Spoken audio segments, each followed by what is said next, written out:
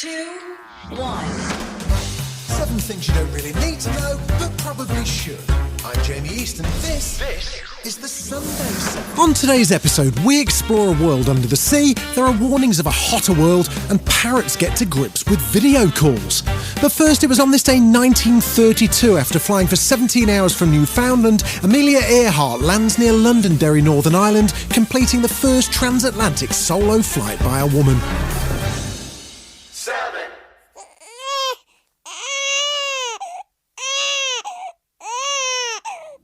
The first baby created from 3 genetic parents has been born here in the UK.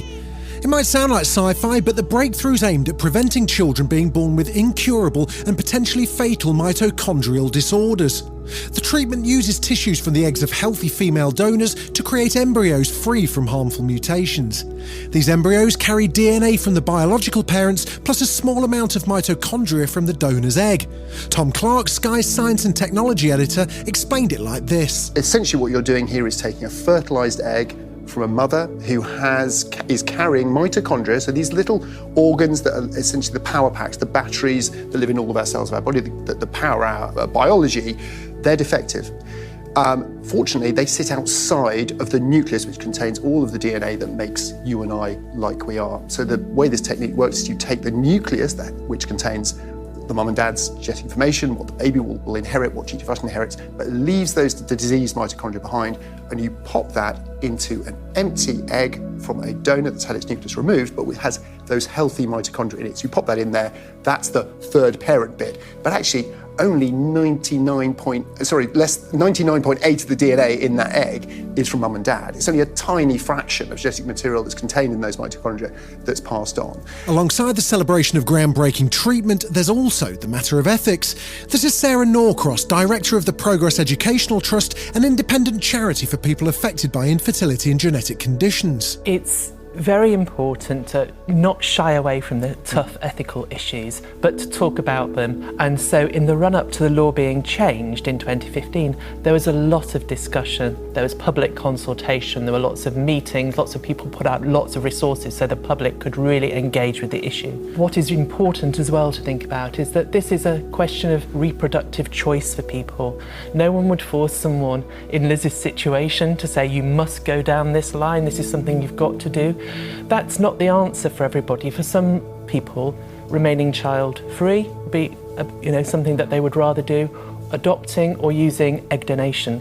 So there are other options that are available to them as well as this one. The first child born using this technique was back in 2016, so future health is the key question on everyone's mind. Before, we don't want to count our chickens, and we hope everything is okay. The whole programme at Newcastle was based around careful follow-up of those babies. And of course, in the UK, we're in the fortunate position that we have a dedicated regulator that looks at fertility treatment and embryo research, who will be monitoring this.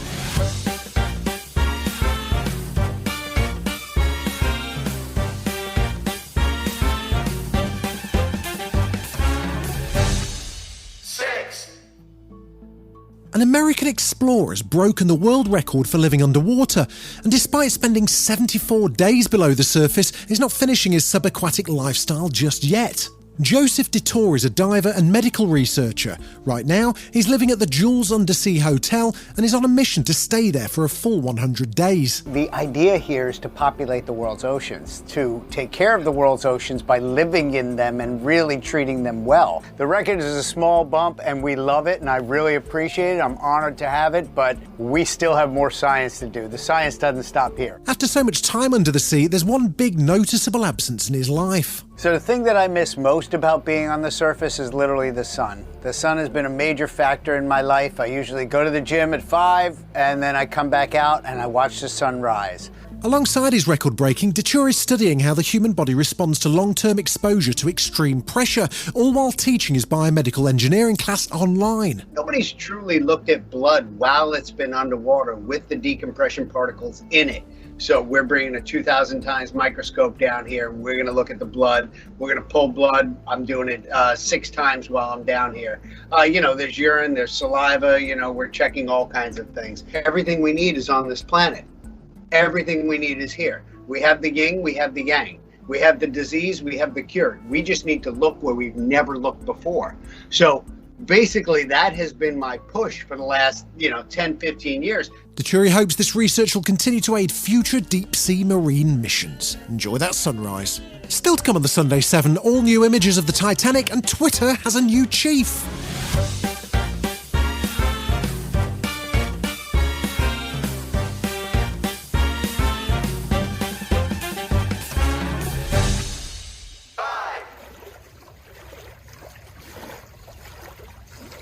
We're going to head back underwater for just a second. Brand new images of the Titanic reveal unprecedented views of the shipwreck and may shed new light on just how the iconic liner sank more than a century ago, apart from the massive iceberg. The first ever full-size digital scan of Titanic's wreckage has been developed using deep-sea mapping. The famous disaster killed more than 1,500 people on board, roughly 70% of the ship's passengers and crew, and currently rests 12,500 feet down on the floor of the Atlantic Ocean. Stephenson, an expert Titanic analyst, says this full-size digital scan will help piece together the ship's last events. We've seen Titanic for a century now, but we've seen it through interpretation by any number of people throughout the past century. Now we are finally getting to see Titanic without human interpretation, derived directly from evidence and data, which is what we really need in order to piece what I would call this crime scene together. Whenever you're trying to evaluate a crime scene, every piece of evidence has to be left undisturbed and it has to be in its exact place and its exact condition in order to figure out what happened. While the Titanic's been examined in detail since the wreck was discovered in 1985, the sheer size of it meant cameras had only ever been able to capture the decaying wreckage in snapshots. Small submersibles, remotely controlled by a team on board a specialist ship, spent more than 200 hours analysing the entirety of the wreck. The team took more than 700,000 pictures from every angle, creating an exact 3D reconstruction. Stephenson spoke with BBC Radio 4 about the new scans, and host Nick Robinson asked the question we're all dying to know.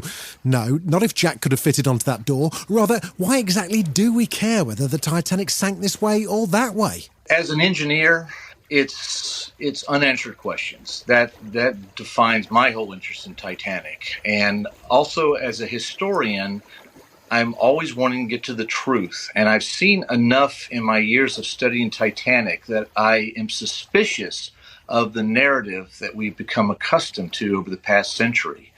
I basically question whether or not Titanic hit the iceberg along the side, as we've all come to accept nowadays.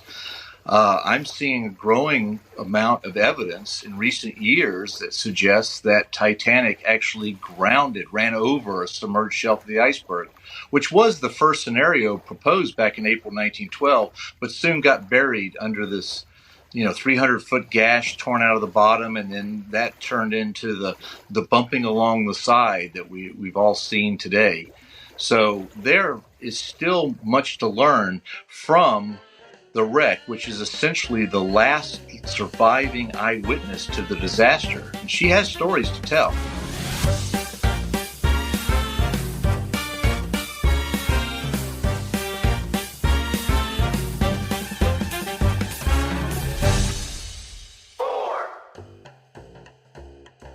It's been a while since we last chatted about Twitter, and there's been a lot happening. The beleaguered app's released its first version of encrypted DMs, Musk announced they're purging old accounts and freeing up desired usernames, but the biggest update is about Twitter's new chief.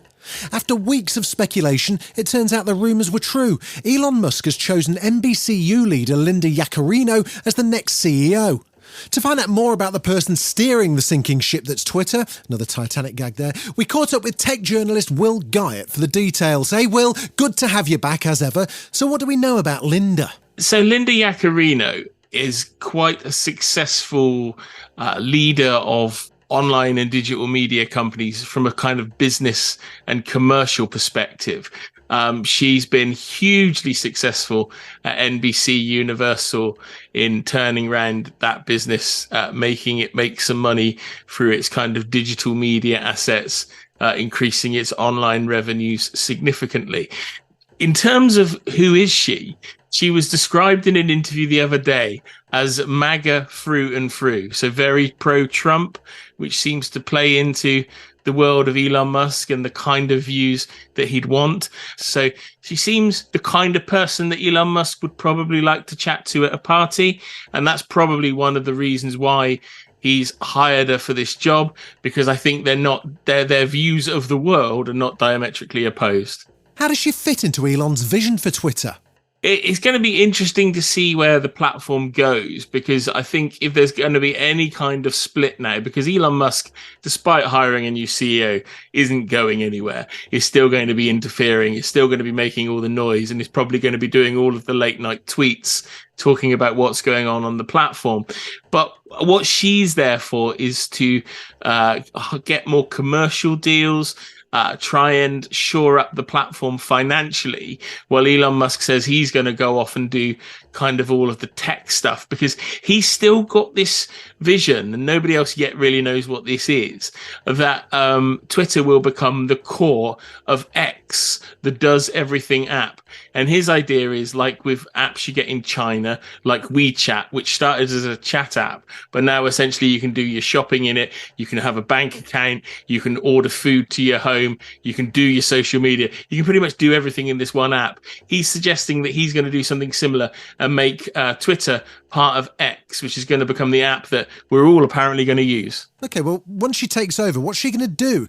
Is Elon still going to be calling the shots from the shadows? Well, it's very interesting in that Elon Musk certainly likes to be seen to be calling the shots, certainly likes to be the one making the news, trying to be bombastic.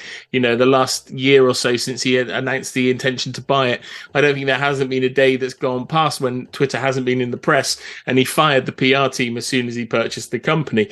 And that's as a measure of him knowing how to keep this thing in the press. But if you look at his other company, Tesla, or one of his other companies, Tesla, there's been some stories recently which have come out in the US which suggests that the chief financial officer at Tesla has been the one that's been making the company particularly successful over the last few years. I've been doing that very quietly behind the scenes, letting Musk take all of the credit. So it's going to be interesting to see what happens here. I don't think we're going to see massive clashes between the two of them. I think Elon's chosen Linda Yaccarino specifically because he knows they won't fall out in the first 5 minutes. Do you think she's going to be able to correct course and save Twitter, or is it just too late? Well, I think Elon Musk desperately hopes that Linda Yaccarino can return to Twitter to some form of greatness, but judging on its performance, the growing amount of outages from tech problems, problems around safety on the platform, given the fact he's fired all of the staff that kept us safe, I can't currently see there being some kind of massive resurgent return to form for Twitter. But maybe if he does get to launch X, the app that does everything, and Twitter's part of it, maybe it might help. Thanks, Will. Still to come on the Sunday 7, the largest cosmic explosion ever witnessed, and parrots get up to speed with Zoom calls. Right after this. You're listening to the Sunday 7. Follow us for your weekday news espresso, or even try our Ireland edition. It's in all the usual places.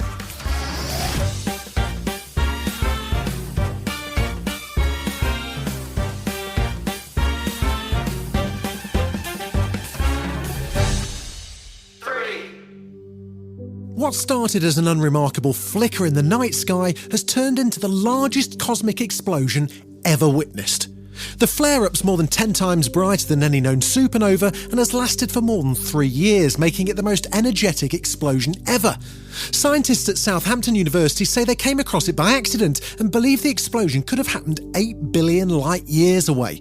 This is Philip Wiseman, one of the uni's astrophysicists. So that means this has happened more than half the age of the universe ago. So when you know how far away it is, and we can see how bright it looks to us, that tells you how bright it must be, or must have been, there at the real location. The explosion was first detected in California in 2020, but it didn't really stand out as anything unusual. When follow-up observations allowed its distance to be calculated, astronomers realised its rarity and importance. The fireball, 100 times the size of the entire solar system, is thought to have been caused by gas being sucked into a supermassive black hole. A giant cloud of material far bigger than a normal star that is being shredded by, or partially shredded by, the black hole, and that shredding is sending some kind of shock through the rest of the cloud. We don't have very good data on that part of the universe because it's just so far away that everything there is so faint. But if there is a galaxy any larger than kind of our own Milky Way there, then we would have seen it in our pre-existing images, but we don't see it. So that's confusing, and we're going to have to point bigger and more sensitive telescopes once the explosion fades away to try and understand what the environment is in that part of the universe.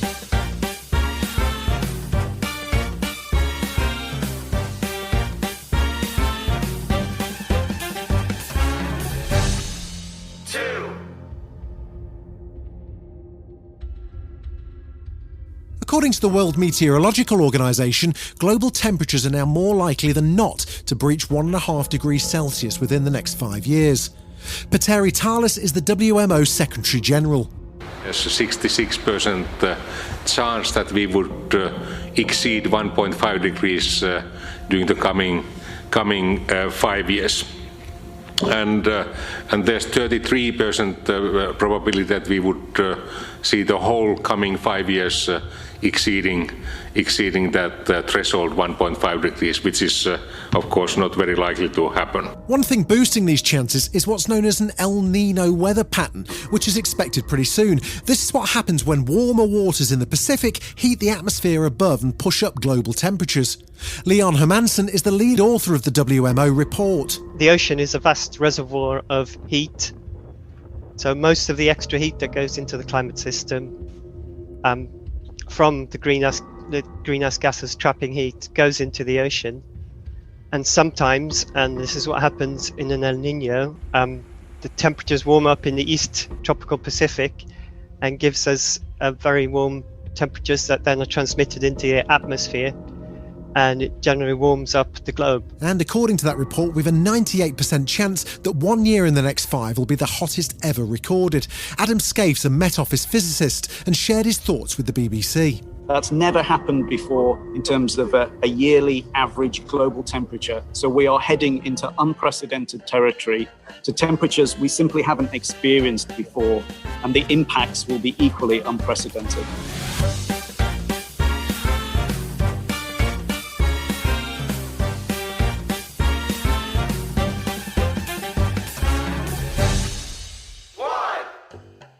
According to new research, parrots are meeting new pals via video. Researchers from Northeastern University, MIT and the University of Glasgow wanted to find out if parrots could use tech to communicate. You know what? They can. Ironically, not via Twitter, but video calls on Facebook Messenger. The researchers recently discussed the findings in conversation with 7 News. Here's Hirskyj-Douglas. We are increasingly having more and more smart technology, if you want to call it this, in our homes. And these are sort of seeping into the animals that we share our home with lives. First, the parrots would request a call by ringing a bell. Then, their caretakers would present them with a tablet featuring pictures of available parrot friends. They'd then use their beaks to interact with the screen and then talk to another bird. Researchers observed some natural behaviours in these video encounters. Here's Jennifer Cunha from Northeastern University. What the other bird would do, they would do singing back and forth. So there were a lot of natural behaviors that we saw between the two birds, even though there was a screen between them. So it appeared that the parrots actually understood that a real bird was on the other end of the line. Many of them then made particular friends that they would repeatedly select for calls. Researchers say the study's just the next step towards creating ways for pets to communicate. Just wait till they learn how to Deliveroo. This has been the Sunday 7. Wherever you're listening, do us a favour and hit the follow button. We'll be back tomorrow at 7 a.m. with the regular Smart 7. Have a great rest of your weekend. Written, produced and published by Daft Doris.